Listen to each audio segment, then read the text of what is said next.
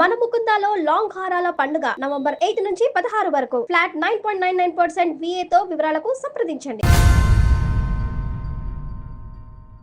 అయితే మేము 6 అక్క చెల్లెళ్ళు అండి. ఒక తమ్ముడు లాస్ట్. మా నాన్నగారు చిన్నప్పుడే మా తమ్ముడికి 2 years అప్పుడు చనిపోయారు. మా అమ్మగారు చూసుకునేవారు. 10 ఎకరాల పొలం ఇల్లు ఉందండి.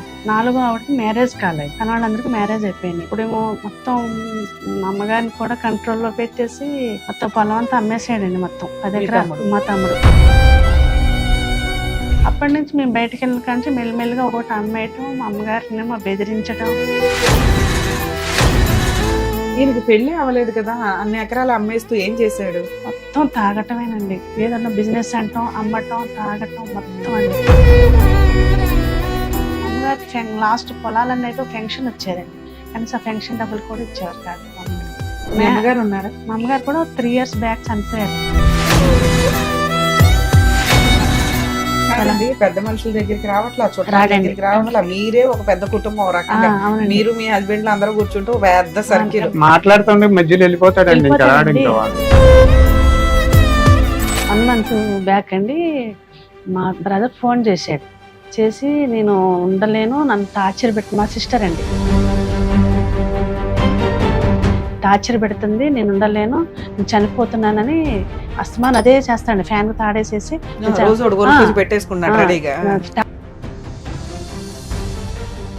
తీసుకెళ్ళిపోతాను, తనకు కూడా ఒక ఆధారం ఉండాలి కదా, తనకి ఏమొస్తుందో తను వాటా ఇచ్చేసి, గోల్డ్ ఉంది కదా, గోల్డ్ వాటా ఇచ్చేసి అన్నా.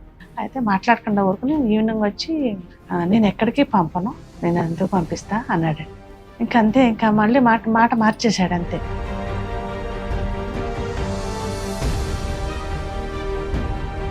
వీళ్ళ నాన్నగారి ఆస్తి ఏదైతే ఉందో దాని మీద సర్వ హక్కులు భార్య పిల్లలు సమాన వాటాదారు. మీరందరూ సంతకాలు పెట్టేస్తేనే మీ అమ్మగారి పేరు మీదకి వెళ్తే మీ అమ్మగారికి పూర్తి హక్కులు ఉండవు కొడుక్కి రాయడానికి. అమ్మ మీ ఆయన ఆస్తి నువ్వు ఉన్నంతకాలం ఉంచుకో, ఇస్తే అందరికి ఇవ్వు, నీ వాటా నువ్వు తీసుకో. లేదు నా దగ్గరే ఉంచుకుంటానంటావా, ఉంచుకో. నువ్వు ఉన్నంత వరకు నువ్వు గౌరవంగా ఉండొచ్చే తప్ప నీ తదనంతరం నీ పేరు మీద రాసేసాం కాబట్టి నువ్వు తీసుకెళ్లి రమ్య గారికి అమ్మేయడం కుదరదు. ఎందుకంటే నువ్వు 1/7% ఆఫ్ ఓనర్ మాత్రమే, మిగతాదంతా మేమందరం కూడా మేము సంతకాలు పెట్టేసినా కూడా. నమస్తే. నమస్తే మేడం, చెప్పండి ఎక్కడి నుంచి వచ్చారు, ఏంటి ప్రాబ్లం? మాది హైదరాబాద్ అండి. ఎల్బీ నగర్ దగ్గర ఇబ్రహంపట్నంలో ఉంటాం. ఓకే. మా అమ్మగారిదేమో విజయవాడ దగ్గర నూజివీడు అండి, ఆంధ్ర. అయితే మేము 6 అక్క చెల్లెళ్ళు అండి. ఒక తమ్ముడు లాస్ట్. మా నాన్నగారు చిన్నప్పుడే మా తమ్ముడికి 2 years అప్పుడు చనిపోయారు. ఓకే. మా అమ్మగారు చూసుకునేవారు. 10 ఎకరాల పొలం ఇల్లు ఉందండి. మా అమ్మగారే చూసుకునేవారు అన్ని. లాస్ట్ ఎవరికి ఉన్నాయి 10 ఎకరాలు? మా నాన్నగారికి. మా నాన్నగారికి ఉన్నాయి. అవే చూసుకుని మెయింటైన్ చేసుకుంటూ మమ్మల్ని పెంచారండి మా అమ్మగారు. మీరు 5 ఆడపిల్లలు ఒక కొడుకు? 6 అండి. 6 ఆడపిల్లలు ఒక కొడుకు. అయితే మీరు ఎన్నో కూతురు? నేను 2వ ఆవిడనండి. అప్పుడు 4వ ఆవిడకి మ్యారేజ్ కాలేదు, కానీ వాళ్ళందరికీ మ్యారేజ్ అయిపోయినాయి. అప్పుడేమో మొత్తం మా అమ్మగారిని కూడా కంట్రోల్లో పెట్టేసి మొత్తం పొలం అంతా అమ్మేసాడండి. మొత్తం 10 ఎకరాలు. మా తమ్ముడు. మీ నాన్నగారు ఎప్పుడు చనిపోయారు? మా తమ్ముడికి 2వ సంవత్సరం చనిపోయారండి. చిన్నపిల్లప్పుడు. సో మీ పెళ్లిళ్ళ టైంకి 10 ఎకరాలు కూడా లేవు? ఉన్నాయండి, ఉన్నాయి. మా మ్యారేజ్ కి ఉన్నాయి, కొన్ని అమ్మారు. మా అమ్మగారు మా పెదనాన్నగారు ఏం చేశారంటే, మా నాన్నగారిది మా తమ్ముడు 2 years అయినా మా అమ్మగారినేమో గార్డెన్ గా పెట్టి వాడికి రాశారండి. మొత్తం మా మ్యారేజ్ వరకు ఉన్నాయి. అక్కడి నుంచి మేము మా మ్యారేజ్ ఎప్పుడు జరిగిందండి? 2001. అప్పటి నుంచి మేము బయటకు వెళ్ళిన కానీ మెల్లిమెల్లిగా ఒకటి అమ్మేయటం, మా అమ్మగారినేమో బెదిరించడం. సూసైడ్ చేసుకుంటా. అతనికి మ్యారేజ్ అయిందా? లేదండి, ఇప్పటికి అవ్వలేదా? ఇప్పుడు మీ బ్రదర్ వయసు ఎంత ఉంటది? 38 ఉంటదండి. ఇంకో సిస్టర్ ఉన్నారు, ఆవిడకి కూడా మ్యారేజ్ కాలేదు. మీ అమ్మగారు ఉన్నారా? మా అమ్మగారు కూడా 3 years బ్యాక్ చనిపోయారండి. ఇంకెన్ని ఎకరాలు మిగిలినాయి? లేదండి, పొలం 25 సెంట్లే ఉంది. ఇల్లు ఉంది. అయితే మా పెళ్లికేమో మాకు ఇస్తానన్నది ఇవ్వలేదండి. మా అమ్మగారు ఏమన్నారంటే, అట్లా ఉండని, తర్వాత ఇస్తాను, పిల్లలు పెద్దలు లేక అన్నారు. ఈయనకి పెళ్లి అవ్వలేదు కదా, అన్ని ఎకరాలు అమ్మేస్తూ ఏం చేశాడు? మొత్తం తాగటమేనండి. ఏదన్నా బిజినెస్ అంటాం, అమ్మటం, తాగటం మొత్తం అండి. ఇక మా అమ్మగారేమో ఒక్కడే అబ్బాయి, అస్తమానికి చచ్చిపోవటాన్ని బెదిరించడం. లేకపోతే ట్రైన్ కింద తలకాయ పెట్టడం అని అంటాం. ఎమోషనల్ ఎమోషనల్ బ్లాక్ ఇంత అమ్మేస్తుంటే మరి పెళ్లి కాని సిస్టర్ ఒక ఆవిడ ఉంది కదా, ఆవిడకి ఏదైనా న్యాయం చేయాలని కూడా మీ అమ్మగారు అనుకోలేదా? 3 years బ్యాక్ కూడా చనిపోయే ముందు కూడా మా అమ్మగారికి చెప్పానండి, మా సంగతి వదిలేసి మాకు కూడా ఇవ్వాలండి, మా సంగతి వదిలేసి ఆవిడ ఆ చెల్లికైనా చూడు అని అంటే చాలా బ్లాక్ మెయిల్ చేసాడండి. చనిపోయే ముందు కూడా చాలా బ్లాక్ మెయిల్ చేసాడు. అలానే చనిపోయారండి లాస్ట్ కి. ఎవరు? మా అమ్మగారండి. 3 years అయితే బ్యాక్ ఒక పొలం అమ్మండి 18 లక్షలకి అమ్మారు. అప్పుడు మాకు ఇస్తానన్నారు పొలం. దాంతో పొలం కూడా అమ్మినట్టు కూడా తెలియనిచ్చేవాడు కాదండి మాకు, ఆడపిల్లలు ఎవరికీను. ఎక్కువగా నాతోనే ఉండేది మా అమ్మగారు, ఎక్కువ ఏ విషయాలు నాకు కూడా చెప్పనివ్వలేదండి. అసలు ఏ పొలం అమ్మినా మీ 6 డామినేట్ చేయలేకపోయారా? లేదండి. ఇప్పుడు మీ అమ్మ మిమ్మల్ని చూసుకొని బలగంగా ఉండగలదు కదా ధైర్యంగా, మీరు అంత ధైర్యాలు ఇవ్వకపోవడానికి కారణం ఏంటి? మా అమ్మగారు ఏంటంటే ఆడపిల్ల కన్నా మరి కొడుక్కి పెళ్లి చేసి వారసుల్ని ఇవన్నీ చేయాలి కదా, ఆ కంట్రోల్ ఎందుకు చేసుకోమంటే చేసుకునేవాడు, నేను చేసుకుని అనేవాడండి. మీరంతా మంచోళ్ళు కదా, మరి మీరంతా ఒప్పించి అయినా సరే ఎంత విధానం చెప్పినా అసలు ఇప్పుడు ఇక్కడి వరకు రావటం కూడా చుట్టాల మాట గాని ఊళ్ళో వాళ్ళ మాట గాని ఎవరి మాట వినడండి. పెళ్లిగాని అమ్మాయి కూడా అమ్మాయి కనపడదు, కొంచెం మేనర్కం అండి మా అమ్మగారు. మనకి ప్రాబ్లం ఉంది కానీ చాలా సంబంధాలు చూసాం కుదరలేదు. తనకి 42 అలా ఉంటాయండి సిస్టర్ కి. అయితే ఇల్లును పొలం ఉందండి, పొలం ఏమో మాకు ఇస్తానంటున్నాడు. ఇప్పుడు ఇల్లు ఉంది, ఇల్లు 17 సెంట్లో ఉందండి. అది పొలం ఎంత వాల్యూ చేస్తుంది, ఇల్లు ఎంత వాల్యూ చేస్తుంది? పొలం ఏమో 10 lakhs అంటండి, 25. అయితే ఇప్పుడు ఇల్లు ఏమో 17 సెంట్లు ఉంది, 1,50,000 అంటున్నారండి సెంట్ వచ్చి. 20-25 ఉంటది. అయితే మేమేమంటే ఇక 1 month బ్యాక్ అండి ఇలాగ అడుగుతున్నాం మా సిస్టర్కి రాసి, ఇల్లు మాకు సిస్టర్కి ఎవ్వరికి వద్దు, మాకు ఇవ్వాల్సిందంటే మా అత్తగారి నుంచి నా పేరు వస్తుందండి అది అని నాకు పొలం ఇస్తానన్నారు. పొలం ఏమో నాకు ఇచ్చి ఇల్లు ఏమో శరిసకం రాసుకోండి అని గోల్డ్ కూడా ఉందండి, 15 తులాలు గోల్డ్ ఉంది. అది కూడా మా అమ్మగారు ఉన్నప్పుడే కనిపించనివ్వలేదు అసలు, బయట బ్యాంకులో పెట్టారు. ఇంకా మా అన్ని ట్రాన్స్ఫర్ చేసుకున్నాడు. ఎంతవరకు ఇప్పుడు వరకు ఉన్నాయండి, అయినా కానీ తీస్తా అంటాడండి. అదేం చేయడండి. మొన్నటి వరకు ఫైనాన్స్ అని తిప్పాడు, ఇది పొలాలు అమ్మటం చేయటం. మా అమ్మగారు న్యూజివీడ్లోనే ఉంటారండి. అలా చేయటం మా అమ్మగారు చనిపోయే వరకు కూడా అమ్మగారు ఉన్నారు. మా అమ్మగారు ఉన్నంత వరకు ఆయన చూసుకుంటే మేము చెప్తానే ఉండేవాడు అండి, వినలేదు. లాస్ట్ సారి కూడా నేను చెప్పానండి మా అమ్మగారికి లాస్ట్ పొలాలన్నీ అయిపోయి ఫెన్షన్ వచ్చేదండి, కనీసం ఫెన్షన్ డబ్బులు కూడా ఇచ్చేవారు కాదు. మా అమ్మగారు చాలా టార్చర్గా ఇదయ్యారండి మా అమ్మగారు.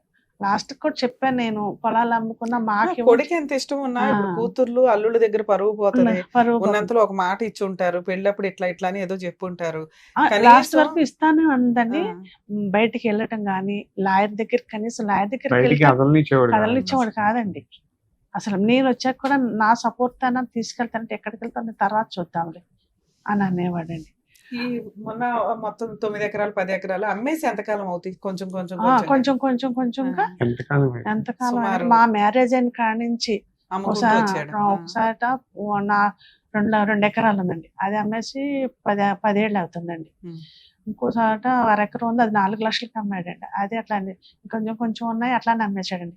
3 years బ్యాక్ ఏమో 18 లక్షలండి మా అమ్మగారు పోయే ముందు అమ్మాడండి. అవి అసలు ఏం తెలియనివ్వడండి, అసలు ఏం మాట్లాడనివ్వడండి. ఇప్పటికి అవన్నీ పోయినా కూడా మేము అసలు ఇప్పుడు ఉన్నదైనా చెల్లికి రాయమంటున్నామండి, తనకి మ్యారేజ్ కాలేదు, అసలు ఏం తెలియదు. అన్నయ్య సిరిసకం రాయండి, ఇల్లు సిరిసకం రాస్తే తనకు సెక్యూరిటీ ఉంటది కదండి, చెల్లికి కూడా ఉండాలి కదండి ఏదో ఒకటి. అయితే ఒక 1 month బ్యాక్ అండి మా సిస్టర్ మా ఫోన్ చేశాడు, మీ తమ్ముడిని తీసుకొస్తే ఏదో 4 వీక్ ఏదో కౌన్సిలింగ్ అదేనండి. మీరు ఫోన్ చేస్తే రాడండి, మీరు ఏమన్నా చేస్తే అసలు రాడండి. ఊళ్ళో పెద్ద మనుషుల దగ్గర అదే మీ ఎదురుగుండా మీరు కాల్ చేస్తారేమో, ఎదురుగుండా మాట్లాడితేనే బాగుంటదండి, అన్ని రికార్డ్ చేయొచ్చు. కొన్ని రికార్డులు మాకు ఇస్తానన్నది ఏ ఆధారం లేదు, కానీ మాకు ఇట్లా మా అమ్మగారు ఇట్లా రాసిస్తేనండి. ఏదైనా మీ దగ్గర ఉందా? అది నెంబర్ లేకుండా రాసి ఇచ్చేసారు. అయితే నెంబరును మా అమ్మగారు సర్వే నెంబరును మా తమ్ముడు సంతకం లేదండి, అన్ని రాశారు అదొకటే కానీ రాసి ఇచ్చేసింది, అది నెంబర్ లేకుండా ఏం లేకుండా. నెంబర్ లేకుండా అదేమో తర్వాత తాకట్టు పెట్టేసి, మాది లేదు కదండి, మా హక్కు లేదు, మేము ఆపలేకపోయాం, తాకట్టు పెట్టేసి 2006 లో రాశారు కదా రాశారండి. అవునండి, మా అమ్మగారు సంతకం చేయమన్నా చేయలేదండి. అప్పుడు అలా జరిపేసి మా అమ్మగారిని బ్లాక్ మెయిల్ చేయటం.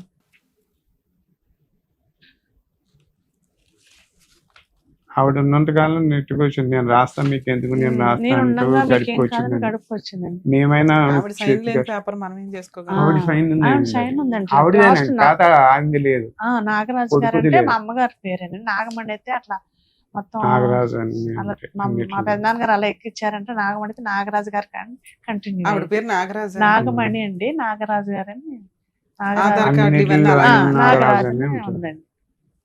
మామూలుగా ఇంట్లో పిలుచుకునేవారు అట్లా. మా ఎంత పెద్దనాన్న సిగ్నేచర్ ఇప్పుడు ఈ రైటింగ్ సిగ్నేచర్ ఒకేలాగా ఉంది. ఇదంతా మీ అమ్మాయి రాశారా? లేదు కాదండి, వేరే అది వాళ్ళతో వేరే ఉంది. రాయించారండి.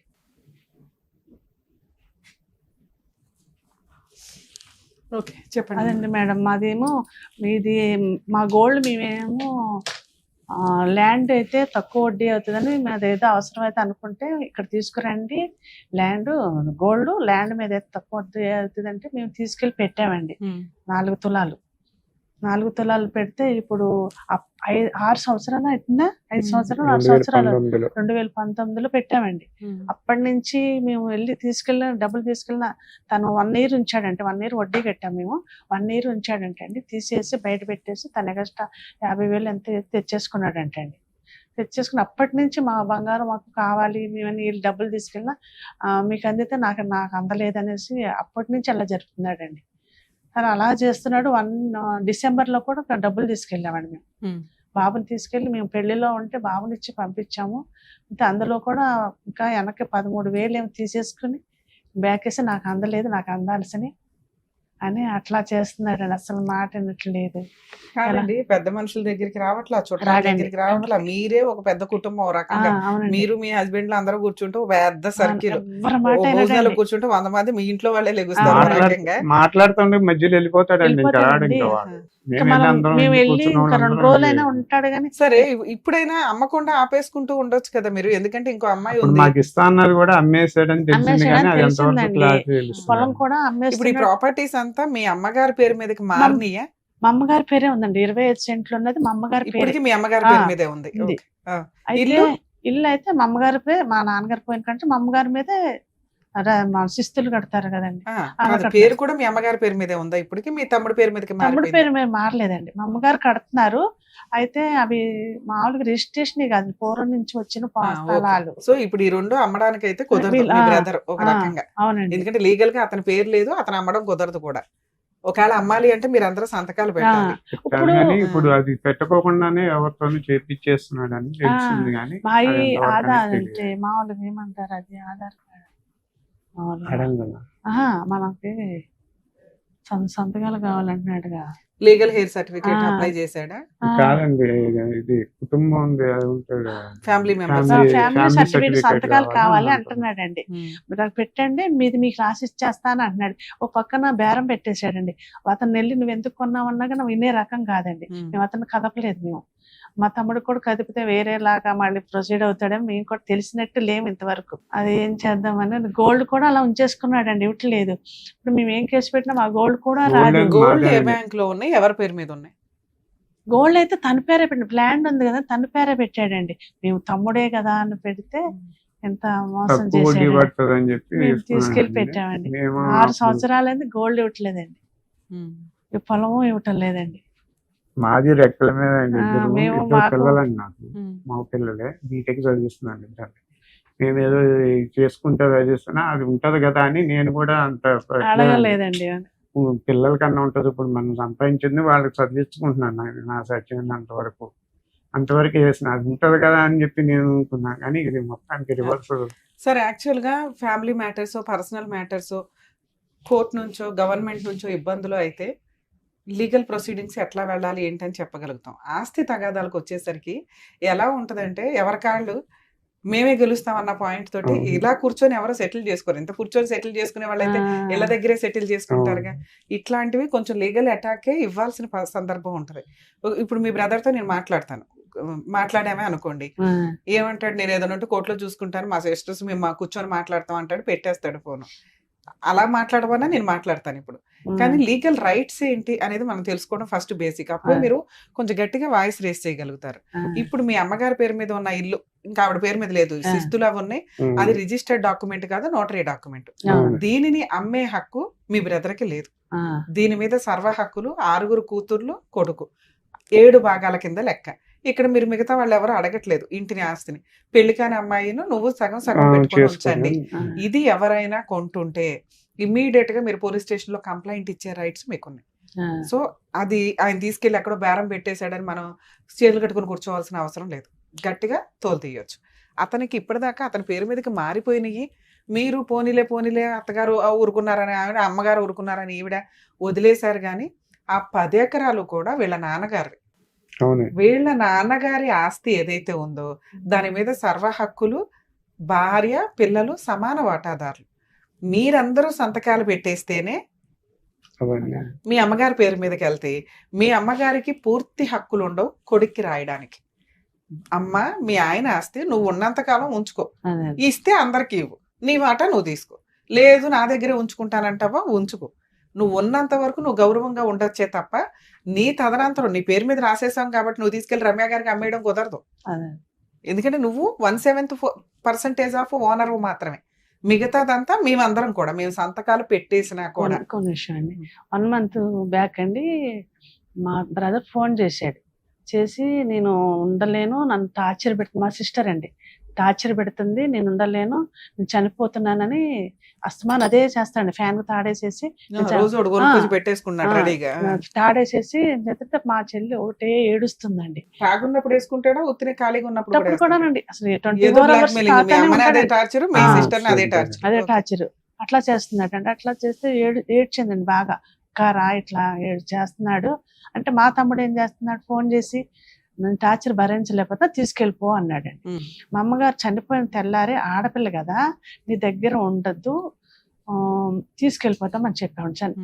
పెద్ద కర్మ అయిపోయిన తర్వాత నేను ఎక్కడికి పంపించను, నాకు తల్లి తర్వాత తల్లి అన్నాడండి. తీసుకెళ్ళిపోమన్నది ఆయనే, ఉంచేస్తాను ఫస్ట్ అలా అన్నాడు. తర్వాత ఇప్పుడు 1 month బ్యాక్ తీసుకెళ్ళిపో అన్నాడు. సరే అయితే నేను బస్ ఎక్కిచ్చేస్తాను అన్నాడండి. డైరెక్ట్ మా పెద్ద బాబుని వచ్చి తీసుకెళ్ళమని, ఎల్బీనగర్ వచ్చి తీసుకెళ్ళమని అన్నాడు. అలా వద్దు, తెలియదు తనకి, నేనే వస్తా, నేను వచ్చి తీసుకెళ్తానని. తర్వాత మేము మా చెల్లి గట్టిగా, అది కూడా ఫోన్ ఇవ్వడండి. 2 ఫోన్లు ఉన్నాయి, మా అమ్మగారి ఫోన్ ఉంది, తన ఫోన్ ఉంది. తన ఫోన్ దాచేసుకుని మా చెల్లికి ఏదో అంటే తాకట్టు పెట్టేశానని చెప్పేస్తాడండి ఫోను. ఈ ఫోన్ వాడుకుంటాడండి, ఫోన్ కూడా మాట్లాడుతుంది. తను ఏం చేసింది, తను ఎవరి ఫోన్ నుంచో చేసింది, తన కుర్రోడు ఎవరో వస్తే ఎవరి ఫోన్ నుంచో చేసింది, తెలిసిన వాళ్ళతో చేసి చెప్పి నువ్వు రాక అని ఏడ్చిందండి. మా చిన్న సిస్టర్ ఉన్నారు అక్కడే హైదరాబాద్లోనే. అటు తెలిస్తే మేము ఇద్దరం వెళ్ళామండి. వెళ్తే ఏంటి ఇలా గొడవ, ఏంటి వచ్చారన్నారు, చెప్పకుండానే వెళ్ళాం. ఏంటి వచ్చారంటే, మీరు ఒక్కళ్ళే యాక్టివ్ పార్ట్ లో ఉంటారా, మిగతా సిస్టర్స్ యాక్టివ్ గా ఉంటారా?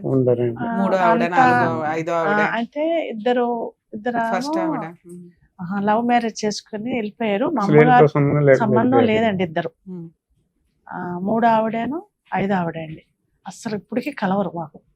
పెద్ద ఆవిడకి హెల్త్ బాగు, పెద్దగా అంత అటాచ్మెంట్ ఉండదు ఏ వ్యవహారంలోనైనా. నేను మా సిస్టర్, లాస్ట్ సిస్టర్ గట్టిగా నిలబడతామండి మీ ఇద్దరం. మొన్న వెళ్ళినప్పుడు అంటే అయితే నేను తీసుకెళ్ళిపో అన్నాడండి. ఇంటికి వెళ్ళిన తర్వాత అంటే తీసుకెళ్ళిపోతాను, తనకు కూడా ఒక ఆధారం ఉండాలి కదా, తనకి ఏమొస్తుందో తను వాటా ఇచ్చేసి, గోల్డ్ ఉంది కదా గోల్డ్ వాటా ఇచ్చేసి అన్నా. తన వాటా ఇచ్చేసి తీసుకెళ్ళిపోతాను. పుట్టిన ఎట్లా తీసుకెళ్తాను, మా ఇంటి దగ్గర కూడా ఊరుకోరు, అత్తగారు వాళ్ళు ఉన్నారు, ఎవరు అమ్మని అన్నట్టే కదండి. ఒకళ్ళ ఇది మీద బతకొద్దు, తను వాటా తను ఇచ్చి నేను తీసుకెళ్ళిపోతాను అన్న. అయితే మాట్లాడకుండా ఊరుకుని ఈవినింగ్ వచ్చి నేను ఎక్కడికి పంపను, నేను ఎందుకు పంపిస్తా అన్నాడండి. ఇంకంతే, ఇంకా మళ్ళీ మాట మార్చేశాడు అంతే. సో ఆయన పంపించడం అయితే నేను ఈవిడ మేజరే కదండి. ఆ. ఈవిడ వచ్చేయాలంటే వచ్చేయచ్చు, ఉండాలంటే ఉండొచ్చు. ఉండచ్చు. ఈవిడేమనుకుంటుంది ఈవిడైతే అసలు ఆయన మాట ఆయన దాటి చెప్పదండి, బయటికి రాదు. మాట రాదు తను చెప్పదు కూడా. ఇంట్లోంచి అలా బయట టార్చర్ రావద్దంటాడండి. చేస్తాడండి ఎవరు లేనప్పుడు. ఇంట్లోంచి బయటికి నువ్వు అట్లా రానివ్వడు. చేస్తే నేను చచ్చిపోతాను, లేకపోతే ఆ, ఇంకోటి. ఏదన్నా ఎందుకంటే అమ్మాయికి వాళ్ళ అమ్మ ఒకటి చనిపోవడం ఇంకా వేరే ఎవరికి తెలియదండి. ఆవిడ ఎట్లా మాట్లాడాలో కూడా తెలియదు. తెలివి ఉంటదండి. తెలియదు మొన్న ఒక కాక రోజునేమో ఇంట్లో పనులు అవన్నీ మంచిగా చేస్తుంది. వాడు అందు గురించి ఒక 10 మనిషి కింద ఉంచుకోవడానికే చేశాడండి అంతే. కానీ మొన్న ఏమన్నాడంటే, నేను ఇల్లు రాసే మళ్ళీ వచ్చేటప్పుడు అన్నాడు, మీ ఊరు నుంచి వచ్చేటప్పుడు ఇల్లు రాసేయమన్నావు, పెళ్లి చేసి పంపించేస్తే నేను ఇల్లు ఇలా రాసేది అన్నాడు. అది తను తను హక్కు కదా, నువ్వు ఇల్లు రాసానంటావు ఏంటి అంటేను, నేను ఎలా ఇస్తాను, ఇల్లు పెళ్లి చేసి పంపించేదానికి పెళ్లి చేసి పెళ్లి చేసి పంపించేస్తాను పంపించేస్తాను అంటే ఏదో ఒకటి ఇవ్వాలి కంటే నా దగ్గర ఏమీ లేదు అని అంటున్నాడండి. ఇన్ని సంవత్సరాలు చేయని పెళ్లి ఇప్పుడు ఎట్లా చేయగలుగుతాడు? మేము కూడా ట్రై చేసామండి, అవ్వలేదు. కొంచెం ప్రాబ్లం ఉందని చాలా ట్రై చేసాము, అవ్వలేదు. మామూలుగానే లేట్ మ్యారేజ్. ఏదైనా కొంచెం స్త్రీధనంగా ఏదైనా ఇచ్చి పంపిస్తే అమ్మాయికి కొంచెం అమ్మాయి సేఫ్ గా ఉంటది తప్ప ఊరికే వదిలిచ్చేసుకుంటాం అంటే అది కూడా నిజం కాదండి. అలా జరిపే ఇది అమ్మేదేసి కొన్నాళ్ళ వరకు జరపటానికి ఆ మాటలండి. సరే, ఆ అమ్మాయి వినడానికి రెడీగా లేదు, పోరాడడానికి మీరు రెడీగా ఉన్నారా మరి?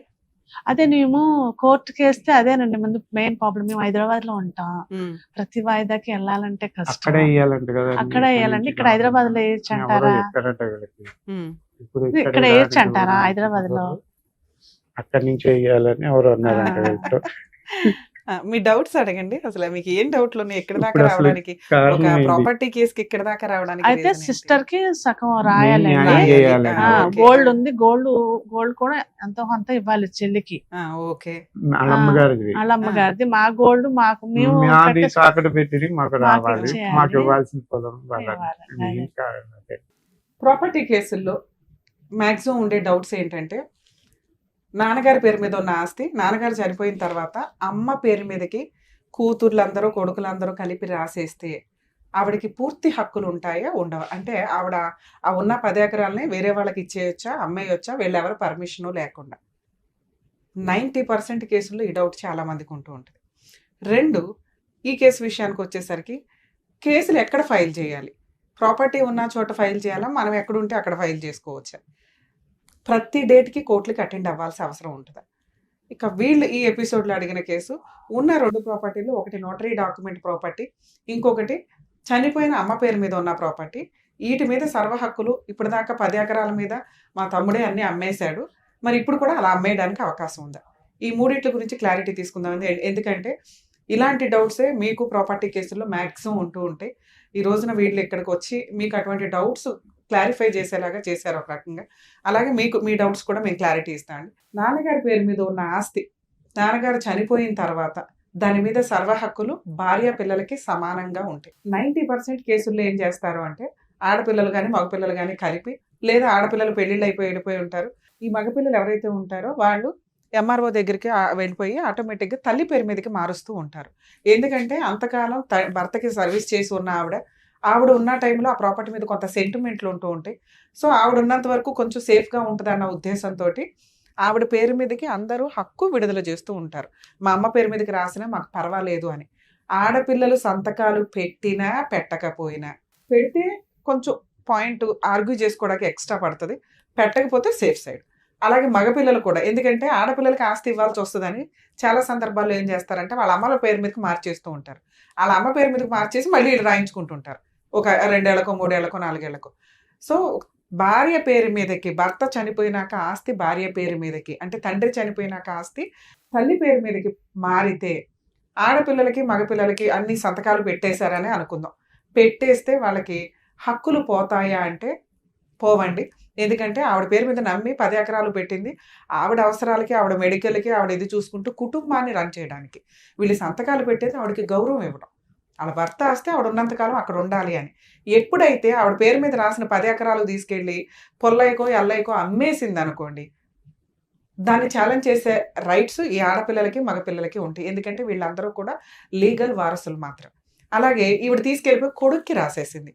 ఇలా కొడుక్కి రాసినప్పుడు కొడుకు అమ్మేసుకుంటుంటే అమ్మ కూడా కొడుకు వైపే ఉంది. ఎందుకంటే మనకి ఇక్కడ సెంటిమెంట్ అర్థమవుతుంది. ఒక్కగానొక్క కొడుకు, ఆడపిల్లలు ఉన్నంతలో పెళ్లిళ్ళు చేసి పంపించేశాను, ఈ ఆస్తి అంతా నా కొడుక్కి రాసేసాను, నా కొడుకు అమ్ముకోవచ్చు, ఏమన్నా చేసుకోవచ్చు, నన్ను పైకి తీసుకెళ్లేది తలకొరుగు పెట్టేది కొడుకే కాబట్టి అని కొంత సెంటిమెంట్లు ఆవిడకున్నాయి.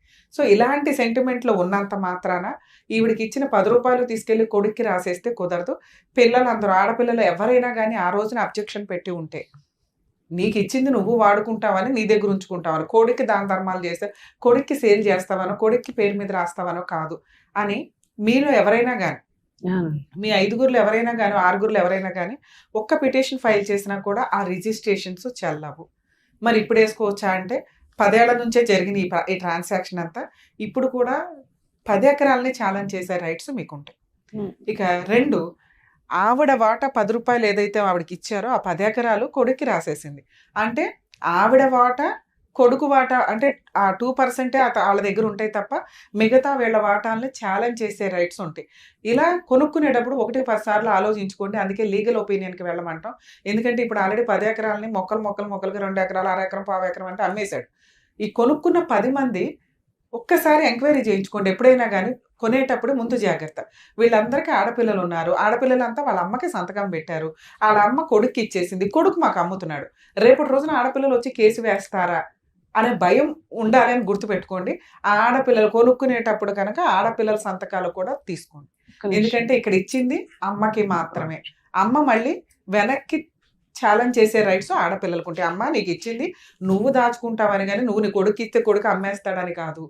ఒకవేళ అమ్మారు అనుకోండి, ఆడపిల్లలు కూడా సంతకం పెట్టాలి. మీరు కొనుక్కునేటప్పుడు ఈ జాగ్రత్తలు తీసుకోండి. ఈ రోజున ఇలాంటి కేసులు వీళ్ళు కనుక ఎవరైనా పిటిషన్ ఫైల్ చేస్తే ఖచ్చితంగా మీరు కోర్టుల చుట్టూ తిరగాలి. గెలుస్తారా లేదా అనేది తర్వాత సంగతి. ఇక ప్రాపర్టీ కేసులు ఎన్ని సంవత్సరాలు నడిస్తే మీకు ఐడియా ఉంటుంది కాబట్టి.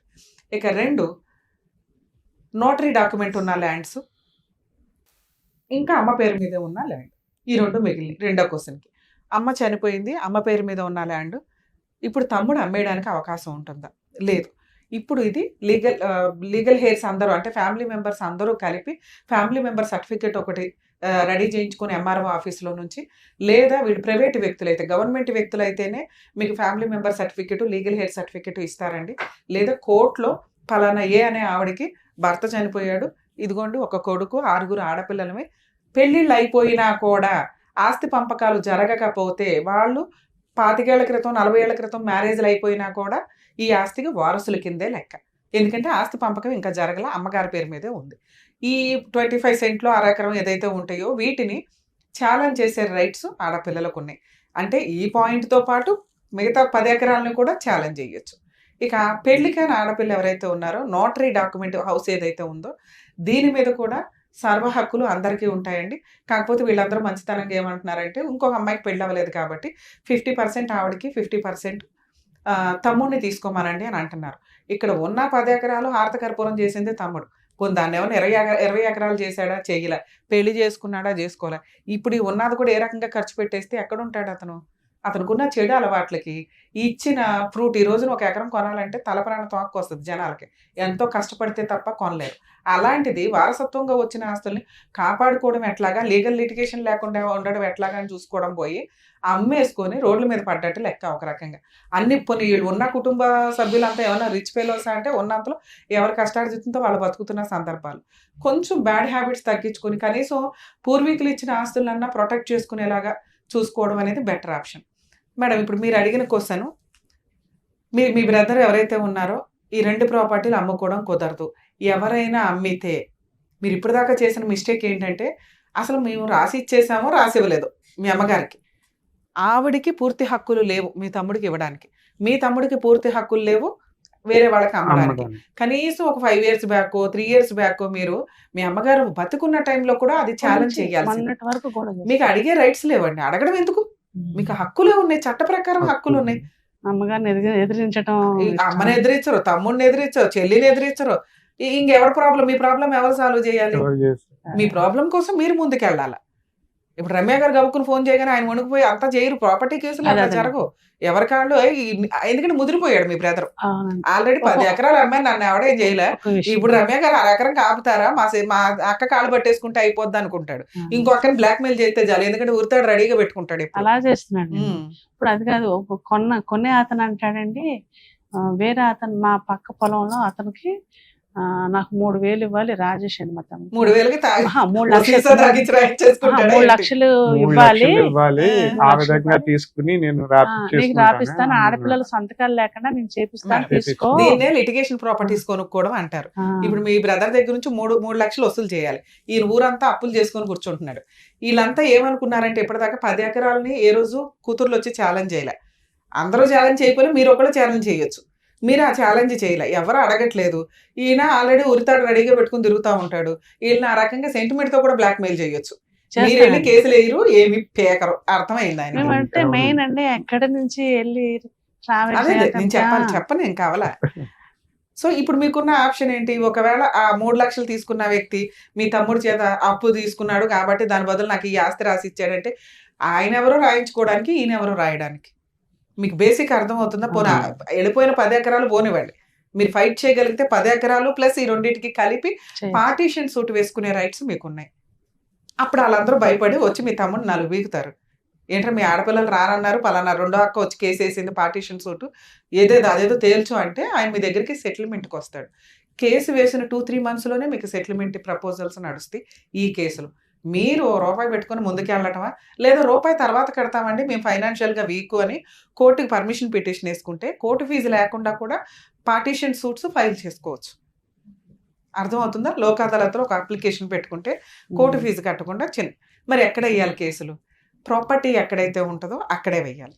మరి ప్రాపర్టీ నూజివీడులో ఉంది మేడం, మరి మీ 10 ఎకరాలకి మీరు నూజివీడులోనే అంటే, కొన్ని ప్రాపర్టీలు నూజివీడులో ఉంటాయి, కొన్ని ప్రాపర్టీలు కాకినాడలో ఉంటాయి, కొన్ని వైజాగ్లో ఉన్నాయి. మీకు ఎక్కడ ఆధార్ కార్డు మేజర్గా ఉంటుందో ఆపోజిట్ పార్టీది, ఎవరి మీద మీరు కేసు వేస్తున్నారు, మేజర్ ప్రాపర్టీ ఉన్న ఒక ప్లేస్లో మిగతా 2 ప్రాపర్టీల గురించి కూడా కలిపి వేసుకోవచ్చు. ఇక్కడ మీకు ఉన్నదంతా నూజివీడులోనే, అంటే వాళ్ళకు కూడా తెలియాలి కాబట్టి చెప్తాను. సో మీకున్న ప్రాపర్టీ నూజివీడులోనే ఉన్నప్పుడు మీరు నూజివీడులో కేసు వేయాలి. మీరు అడిగిన ఇంకొక డౌట్, మేడం నూజివీడులో కేసు వేస్తే మేము ఉన్నది హైదరాబాద్లో, ప్రతిసారి తిరగాల. సివిల్ కేసుల్లో పార్టీస్ ప్రెజెన్సీ రిక్వైర్మెంటే లేదు. కేసు వేయడానికి ఒక అడ్వకేట్తో మాట్లాడుకోవాలి. మీకు మీ అడ్వకేట్ రెగ్యులర్గా ఏం జరుగుతుందో ఏంటో చెప్తారు. ఇప్పుడు ఇంకా కంఫర్ట్ ఏంటంటే మీ అడ్వకేట్లు సరిగ్గా చెప్పకపోయినా ఈ కోర్ట్స్ యాప్ అని ఒకటి ఉందండి, యూట్యూబ్లో మీరు ఎక్కడ కొట్టినా కానీ వచ్చేస్తుంటుంది. ఆ ఈ కోర్ట్స్ యాప్లో మీ కోర్టు, స్టేటు, డిస్ట్రిక్టు, మీ కోర్టు, మీ కేసు నెంబర్ ఫీడ్ చేసుకుంటే రెగ్యులర్ ఏం జరుగుతుంది అనేది తెలిసిపోద్ది. మీరు జస్ట్ ఒక అడ్వకేట్ని పెట్టుకుని పార్టీషన్ సూట్ ఫైల్ చేయండి. ఎవరైతే కొనుక్కుంటానన్నాడో అది చెల్లదు, మీరు ఫైట్ చేయరన్న ధీమాతోటి అతను మాట్లాడుతున్నాడు. ఒక అడ్వకేట్ తోటి నోటీస్ పంపించడం, 10 ఎకరాలు ప్లస్ దీనికి కలిపే వేయమని చెప్తున్నాను నేను. నోటీస్కి వచ్చి సెటిల్మెంట్ చేసుకున్నాడా చేసుకున్నట్టు, సెటిల్మెంట్ చేసుకోకపోతే పార్టీషన్ సూట్ ఫైల్ చేసి కూర్చోండి. మీ బ్రదర్ సెటిల్మెంట్కి వస్తాడు, అక్క అని 50% ఆవిడకి రాయించి మీ గోల్డ్ పంచాయతీ ఏదో, ఎందుకంటే మీ గోల్డ్ ఇందులోకి రాదు, మీ గోల్డ్ మీ పంపకం వేరు, మీరు నమ్మి మీ తమ్ముడికి ఇచ్చుకున్న గోల్డ్ ఇది. దీనివల్ల ఆ సెటిల్మెంట్ కూడా మీకు జరిగింది. నెక్స్ట్ ఈ 2 ప్రాపర్టీలు ఎవరు కొన్నా కూడా వాళ్ళు రోడ్డు మీదకి వెళ్ళినట్లే లెక్క. ఇంకా అంతకుముందు మీ అమ్మగారి పేరు నుంచి మీ తమ్ముడి పేరు మీదకి వెళ్ళింది, ఆయన అమ్మాడు, వాటినే మనం ఛాలెంజ్ చేస్తుంటే ఇంకా మీ అమ్మగారి పేరు మీద ఉన్న ఆస్తిని మీ తమ్ముడు ఎవరో అమ్మడానికి, ఆయన ఎవరో కొనుక్కోవడానికి, ఆయనది 3 లక్షలు డెడ్ ఇన్వెస్ట్మెంట్ కింద లెక్క. అప్పు ఉంది కాబట్టి ఈ 3 లక్షలు అక్కడ పెడతాను అంటే మీ తమ్ముడు మిగతా వాటిలో అన్నా మీకు అడ్జస్ట్మెంట్ చేయాలి. మీకు అమ్మే ఉద్దేశం లేకపోతే, మీ సంతకాలు లేకుండా మీ అమ్మగారి పేరు మీద ఉన్న ఆ 25 సెంట్లో ఏదైతే ఉందో అది అమ్మే హక్కు మీ తమ్ముడికి లేదు, కొనుక్కునే వ్యక్తికి రైట్సే రావు. మీరు ఇప్పుడు ఆ 10 ఎకరాలని వీటిని కలిపి ఛాలెంజ్ చేస్తూ ఒక్క పిటిషన్ అయితే వేయాలి. మేడం మరి మా బ్రదర్తో మీరు మాట్లాడతారా, వర్కౌట్ అవుతుందా అంటే, మీరు మాట్లాడమంటే నేను మాట్లాడాలే తప్ప దీనివల్ల ఎఫెక్ట్ అనేది అంత పడదు, యూజ్ ఉండదు. ఎందుకంటే మీరు స్ట్రాంగ్ ఉన్నారు అనేది మీ అడ్వకేట్ ద్వారా వెళ్తుంది. అదేనండి, అది కరెక్ట్గా వెళ్తే బెటర్ అనేది నా ఉద్దేశం. మీరు కోర్టుకి రెగ్యులర్గా వెళ్ళాల్సిన అవసరం లేదు. వీటికి లీగల్ ఎక్స్పెన్సెస్ చాలా తక్కువ ఉంటాయి. మంచి అడ్వకేట్, అసలు ఈ మధ్య జూనియర్స్ కూడా కొంచెం మంచిగానే చేస్తుంటారండి, అని వాళ్ళకి వర్క్ వస్తుంది కాబట్టి. మీరు నూజివీడులో ఒక అడ్వకేట్ చేత నోటీస్ పంపించండి, మ్యాటర్ సెటిల్ అవ్వకపోతే పార్టీషన్ సూట్ మొత్తానికి వేసి పడేయండి. ఆటోమేటిక్గా మీ బ్రదర్ సెటిల్మెంట్కి వస్తాడు. రాకపోతే కోర్టు డిసైడ్ చేస్తే పడుండనివ్వండి. మీరు ఇప్పుడు ఖాళీగానే కూర్చున్నారుగా, కొంచెం ఫీజు పెట్టుకున్నాము, కోర్టులో స్టే పెట్టేశాం, ఎప్పటికైనా ఈయన రావాలి. ఒకసారి క్లయింట్ని అడిగామండి, ఇలా వేయాలంటే నోటీస్ ఇవ్వటానికే 1,00,000కి 3,000 చొప్పున మనకు కోర్టుకు కట్టాలన్నాడు. మనం కోర్టు ఫీజు అనేది క్యాలిక్యులేషన్ మీద డిపెండ్ అయి ఉంటుంది. మార్కెట్ వాల్యూ వేరు, రిజిస్ట్రేషన్ వాల్యూ వేరు. కోర్టు ఫీజు ఎప్పుడు రిజిస్ట్రేషన్ వాల్యూ మీదే కడతాం.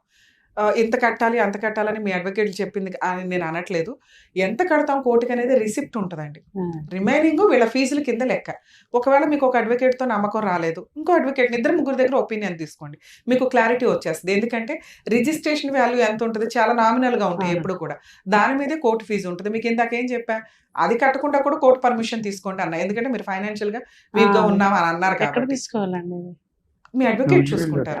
లోక్ అదాలత్ నుంచి పర్మిషన్ తీసుకొని ఒక లెటర్ పెడతారు.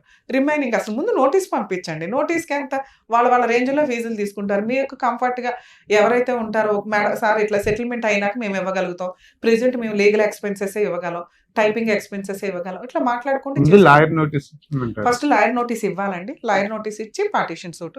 లాయర్ నోటీస్ ఇచ్చినాక ఎవరైతే అతను కొంటానంటున్నాడో అతనికి ఒక వార్నింగ్ కూడా ఇవ్వచ్చు మీరు. ఇది ఆల్రెడీ లీగల్ హెయిర్స్ అందరూ కలిపి అమ్మాలి, మా తమ్ముడి దగ్గర నుంచి రాయించుకున్నా అది చెల్లదు, అతని పార్ట్ వరకే వ్యాలిడ్ అవుతుంది. నోటీస్ పంపాలండి అతనికి అవసరం లేదండి, మీరు ఓరల్గా చెప్తే చాలు. ఎందుకంటే ఆయన ఇంకా కొనుక్కోలేదు, ఏదో వాగాడు అంతే, ఏదో మాట్లాడాడు అంతే. డౌట్ ఉంది వాళ్ళకి, అవ్వదు, అది చెల్లదు తల్లి. మీరు అసలు రిజిస్ట్రేషన్ అవ్వదమ్మా, రిజిస్ట్రేషన్ అవ్వదు. అయితే ఒక లాయర్ చెప్తున్నాడండి, ఎన్నో కేసులు ఏంటి ఆడపిల్లల సంతకాలు లేకోకుండా చేసేస్తున్నాడు రిజిస్ట్రేషన్ అని చెప్తున్నారండి. రిజిస్ట్రార్లే ఫ్రాడ్ ఉన్నారు. ఒకప్పుడు డైలాగు, ఇప్పుడు ఎవ్వరూ చెయ్యట్లా. ఇక్కడ ఆల్రెడీ మీ అమ్మగారి పేరు మీద ఉన్న ఆస్తి, మీ బ్రదరు మీ సిస్టర్ వెళ్ళిపోయి మిగతా వాళ్ళు పెళ్లిళ్ళు అయిపోయినాయి అని అన్నా కూడా అది చెల్లదు. అవతల వాళ్ళకి ఎప్పుడు తెలుస్తుంది? మీరు వెళ్ళి ఫైట్ చేస్తేనే కదా. మీరు ఎవరో ఫైట్ చేయట్లేదు, 10 ఎకరాల వాళ్ళకి తెలియదు. ఇంకా ఇప్పుడు కూడా మీకు ఫైట్ చేసే రైట్స్ ఉన్నాయన్న. ఆ 10 ఎకరాలకి వేసుకోలేము మేడం, వీటికే వేసుకుంటామంటే వీటికే వేసుకోండి, చాలా నామినల్ ఖర్చులతో అవుతుంది. ఆ కొన్న అతను అంతా కూడా ఇలాంటివి కొన్ని చేశాడంటండి చాలా మంది. ఆ లాయరే మమ్మల్ని బెదిరిస్తున్నాడు, అయితే అయిపోతుంది చేపించేసుకుంటాడు ఆల్రెడీ. మేడం నేను చెప్తున్నాను, ఇక్కడ లోకల్లో జరిగే పులిహార పంచాయతీలు యూజ్ లేదు. లీగల్ గా మీకున్న రైట్స్ ఇవి. ఇది మీరు ధైర్యంగా వాడుకుంటే వాడుకోండి. మీరు వాళ్ళ వైపు మాట్లాడితే నేనేం మాట్లాడతాను? డౌట్స్ కాదు, అది ఇవి పనికి మళ్ళీ డౌట్. ఎవడో బెదిరిస్తే మీరనే డైలాగ్ వాడు గుర్తు పెట్టుకోవాలి. ఎందుకంటే మీ దగ్గర లా ఉంది, వాళ్ళ దగ్గర లా లేదు. అలాగే నాన్న కొనుక్కో, నువ్వు కోర్టులో నిన్ను ఎట్లా తిప్పాలో ఏ రకంగానో రిజిస్ట్రేషన్ చేసిన వాళ్ళని రిజిస్ట్రార్ని కొనుక్కున్నవాడిని కోర్టు న్యాయం చెప్తుంది, ఎంత దూరం అన్నా వెళ్తాం. ఈ డైలాగే ఆడ గుర్తు పెట్టు, దీనికి మీరు ప్రిపేర్ అవ్వాలి. ఇంకొకటి అండి, మా సిస్టర్ పేరున రాయిస్తాం అనుకోండి, సగం వాటాకు వచ్చాడు అనుకోండి, ఇప్పుడు నామినేషన్ పెడితే నామినీగా తన సిస్టర్ బ్రదర్ని పెట్టద్దు, అసలు పెట్టకుండా ఉండాలండి. ఉన్నా కూడా తను ఎలా బెదిరించి సంతకం చేయించేసుకుంటాడు. అమ్మా ఆవిడకి 50% ఇస్తాము అని మీరు అంటే, ఆవిడకి ఇచ్చిన వాటా ఆవిడ ఇష్టం. ఆవిడ అలా చేసుకోలేదు, ఇష్టమే కానీ మీకు రైట్స్ లో మీరే అంటున్నారు ఆవిడకి ఇవ్వండి ఆ పళ్ళెం అని. ఆ పళ్ళెం ఆవిడ ఎవరికి ఇచ్చుకుంటుంది అనేది ఆవిడ ఇష్టం. ఆవిడకి ఎవరికి ఇవ్వాలో తెలియదు మేడం, నాకు ఇవ్వనండి అంటే మాట్లాడుకోండి. మీకని కదా, మీకు వేస్ట్ అవ్వకూడదని మీరు అంటున్నారు కదా, అది మీరు ముందే మాట్లాడుకోవాలి. ఆవిడకి రాసి ఆవిడ దగ్గర నుంచి మళ్ళీ రాయించుకుంటాడు అనుకుంటే మీరు ఈ పంచాయతీ పెట్టడమే వేస్ట్ కదా. మనం రూల్స్ ఎలా వెళ్ళాలి అనేది ఎలా పెట్టాలి ఆయన కాకుండా ఆమెకి. ఎందుకంటే ఒప్పుకునే ఏదైనా ఓకేనండి. ఇప్పుడు మీరు మంచి అనుకుంటున్నారు ఏమని, ఆయన నామినీగా పెట్టొద్దు, దానికి ఆయన ఒప్పుకోవాలి, ఈవిడ ఒప్పుకోవాలి. ఈవిడ ఒప్పుకుంది అనుకోండి, అమ్మ నీ తర్వాత నామినీగా పలానా అక్క ఉంటది, పలానా బావ ఉంటాడు, పలానా చుట్టం ఉంటాడు, ఓకేనా? ఓకే అంటేనే సెటిల్మెంట్. ఆ చెల్లికి కూడా ఏమి తెలియదండి అది. అట్లా మేడం టూ మచ్ మీరు అడుగుతున్నదే, అది టూ మచ్ కాదండి. చెల్లికి ఏమీ తెలియదు, ఈయన రాయుడు, అప్పుడు అది సెటిల్మెంట్ ఎట్లా అవుతుంది? ఒకటి ఈయన ఒప్పుకోవాలి, కాన్షియస్ లో ఉన్న ఆయన. చెల్లికి తెలియదు కాబట్టి ఈయన ఒప్పుకోవాలి, ఈయన ఒప్పించుకోండి, రాయించుకోండి. నామినీలు ఇంకో పేరు పెడతాం, నీ పేరు కాదు. ఆయన ఒప్పుకుంటేనే కదా మీకు అవుతుంది, లేదా కోర్టు డిసైడ్ చేస్తుంది. అప్పుడు కోర్టుని అడగండి, ఈవిడ తరపున కూడా మేమే ఫైట్ చేస్తున్నామండి, మరి ఈవిడ తరపున మమ్మల్ని నామినీగా పెట్టండి, ఆవిడ పెళ్ళైనాక వాళ్ళ పిల్లలకి వెళ్ళేలాగా. ఇలా మాట్లాడుకునే రైట్స్ మనకున్నాయి. అదే ఎలా పెట్టాలి అనేది అంటే అడిగాను, అడ్వకేట్లు చూసుకుంటారు. లేదండి, డౌట్ చిన్న డౌట్ అని అడుగుతున్నాను. ప్రాపర్టీ కేసులు అనేవి ఇప్పుడు మీకు ఒక 4-5 కేసు పాయింట్స్ మీద డౌట్స్ క్లారిఫై అయ్యి ఉంటాయి.